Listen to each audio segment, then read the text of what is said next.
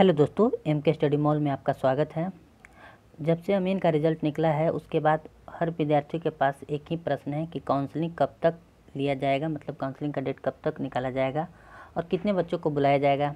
तो इसी संबंध में हम आयोग के एक सर से बात किए थे, ठीक है, सॉरी विभाग के एक सर से। तो चूँकि आयोग तो पहले ही बता दिया कि हम विभाग से पता कीजिए, तो हम विभाग के एक सर हैं उनसे हम बात किए थे। तो वो क्लर्क लेवल के सर हैं। तो वो ये बताएं कि देखिए जो डाटा है हम लोग के पास पहुंच चुका है, जो बीसीसी है वो डाटा को विभाग के पास भेज चुकी है।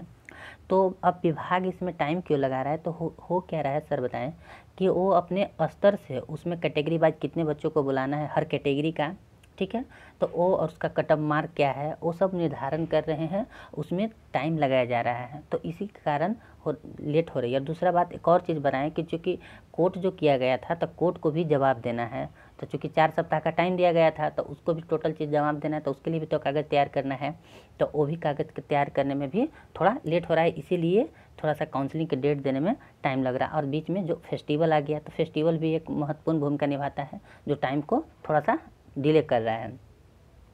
तो सर बोले कि थोड़ा सा डिले होगा क्योंकि यहाँ पर 3 कंडीशन है। एक तो कोर्ट को देना है जवाब, और दूसरी है कि अब चूँकि बीसीसी आयोग पूरा भेज दी है भूमि एवं राजस्व सुधार विभाग के पास, तो वो अपने स्तर से बच्चे को किसको काउंसलिंग के लिए किस स्तर से कैसे कटअप है, क्योंकि हम लोग के कहने से नहीं, उन लोग को टाइम लगता है किस कैटेगरी से बुलाना है, किस कैटेगरी से कितना बुलाना है, क्या है, किसको जनरल में लिया जाना है, किसको जनरल में नहीं लिया जाना है, तो ठीक है, और काउंसलिंग के लिए बुलाना है, इंटरव्यू के लिए बुलाना है, तो वो सबका लेवल है, तो वो अपने स्तर से उसमें समय लगा रहे हैं। सर का जो बोलने का तरीका था यही था।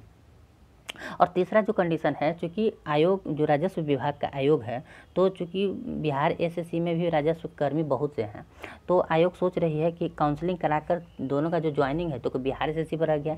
बिहार एसएससी अगर जितना जल्दी करती है तो अमीन को भी एक साथ दोनों का ज्वाइनिंग और ट्रेनिंग का जो प्रोसेस है, मानते हैं कि इसका फील्ड वर्क है, फिर भी जो ट्रेनिंग का प्रोसेस ज़मीनी प्रोसेस होता है वो तो ट्रेनिंग एक ही साथ दिया जाएगा। तो उससे क्या होगा, आयोग को जो विभाग है उसको क्या होगा, उसकी पैसे की बचत होगी और एक साथ एडजस्ट करने में आसानी होगी, ठीक है।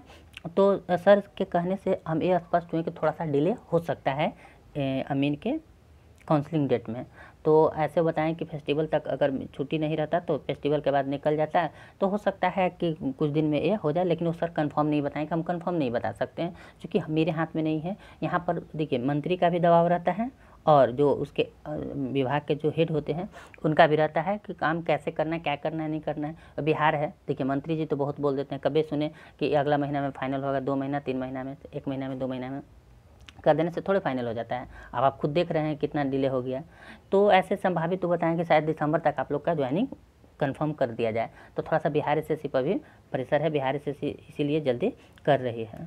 तो उस सर जो बोले थे वो सही था। देखिए काउंसलिंग साक्षात्कार से संबंधित आवश्यक सूचनाएं राजस्व एवं भूमि सुधार विभाग बिहार पटना द्वारा यथा समय सूचित या प्रकाशित की जाएगी। तो अब कहाँ हम किन का रह गया, तो राजस्व एवं भूमि सुधार विभाग का ही मेन काम है, ठीक है। अब देखिए ऐसा नहीं है कि डाटा बीसीसीई के पास नहीं है, बीसीसीई के पास भी डाटा है, लेकिन ये अपना जो काम था एग्जाम लेने का काम करके डाटा कहाँ सौंप दी है, तो भूमि राजस्व सुधार विभाग के पास।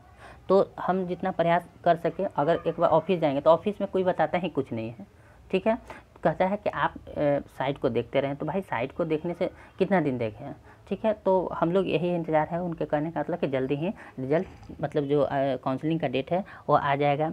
जो है प्रोसेस है, जो कोर्ट का भी प्रोसेस है, तो थोड़ा वो भी में भी सोच रहे हैं अपना डॉक्यूमेंट जमा कर दो, वहाँ दिखाना है ना, जवाब मांगा है, तो भाई आप बिना जवाब दे थोड़े फाइनल कर सकते हैं।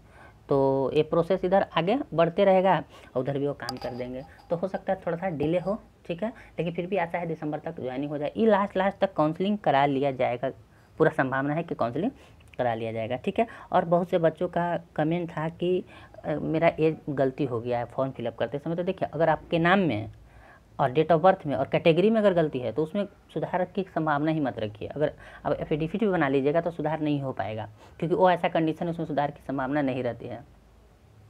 लेकिन अगर फादर नेम, मदर नेम या कोई और एड्रेस, अगर इस सब में गलती है तो हो जाएगा। इसके लिए आप टेंशन नहीं लीजिए, एफिडेविट बनवा लीजिए, वो आपको आसानी से हो जाएगा। जाइएगा एफिडेविट जहाँ पर बनता है कोर्ट में, नहीं हो तो कलेक्ट्रेट पटना में चले जाइए, वहाँ पर आपको ऐसे ही मिल जाएंगे एफिडेविट करवाने वाले। तो कोर्ट से बोलिएगा कि ऐसा ऐसा प्रॉब्लम है, तो सही बना के वो आपको एफिडेविट करके दे देंगे, जिससे कि आपको आसानी से हो जाएगा। अब टेंशन लेने की बात नहीं। देखिए कैटेगरी वाला में आपको एफिडेविट भी बनाइएगा तब भी आपको जनरल में ही बनाना, क्योंकि आप नोटिस में लिखा हुआ है कि अगर आप कोई भी नोटिस देते हैं तो उसको मान्य नहीं लिया जाएगा, आपको जनरल में ही देखा जाएगा। तो मेरे अनुसार से ऐसे बना लीजिएगा, हो सकता है शायद हो जाए। हम थोड़ी ना आयोग को नहीं जानती है, हम तो बता सकते हैं, सिर्फ संभावना व्यक्त कर सकते हैं, 100% नहीं बोल सकते हैं। तो आप नाम और डेट ऑफ बर्थ और कैटेगरी में है फिर भी बना लीजिएगा, एफिडेविट हो जाए शायद। ठीक है, तो और कोई किसी तरह की किसी को अगर समस्या है तो कमेंट सेक्शन में ज़रूर बताएं, यथासंभव आपको सॉल्यूशन किया जाएगा आपके प्रॉब्लम का। ठीक है, तो अगर वीडियो अच्छा लगे तो कृपया मेरे वीडियो को अपने दोस्तों में शेयर करें, जिससे कि उनको भी जो परेशानी है उनका भी सॉल्यूशन मिल सके। और मेरे चैनल पर नए हैं तो इसे सब्सक्राइब करें। धन्यवाद।